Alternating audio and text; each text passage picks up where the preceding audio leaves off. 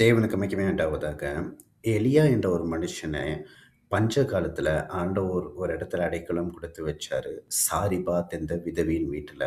இந்த கதை உங்க எல்லாருக்கும் தெரிஞ்சது. வேதத்தை வாசிச்சீங்கன்னா, 1 ராஜாக்கள் 16ஆம் அதிகாரம், 17ஆம், 18ஆம் வசனங்கள் அதிகாரத்துல நீங்க படிக்கலாம். இந்த சாரிபாத் என்பது எந்த நாட்டுல இருந்ததுன்னா, சீதோன். இந்த சீதோன் நாட்டுக்கு முக்கியத்துவம் இப்போ எதுக்கு நான் சொல்றேன் இந்த பதிவுலனா, இந்த சீதோன் நாட்டுடைய ராஜா யார் தெரியுமா? ஏசபேலுடைய தந்தை. ஏன்னா 1 ராஜாக்கள் 16ஆம் அதிகாரம் 31ஆம் வசனத்துல நீங்க படிக்கலாம். ஏசபேலு ஒரு ராஜாவுடைய மகள். அவங்க அப்பா சீதோன் நாட்டுலன்னு. நான் சொல்லக்கூடிய காரியம் என்னன்னா, சில வேளைகள்ல சத்துருவுடைய இடத்திலே நீங்க இருப்பீங்க. ஆனா சத்துருவுடைய கண்களுக்கு மறைச்சு ஆண்டவர் உங்களை உயர்ந்த பாதுகாப்புல வைப்பாரு. சத்துருவுடைய கண்களுக்கே நீங்க தென்பட மாட்டீங்க. ஆண்டவர் சொல்ற வார்த்தை, உன் சத்துருக்களை நீயும் தேடி காணாதிருப்பாய்.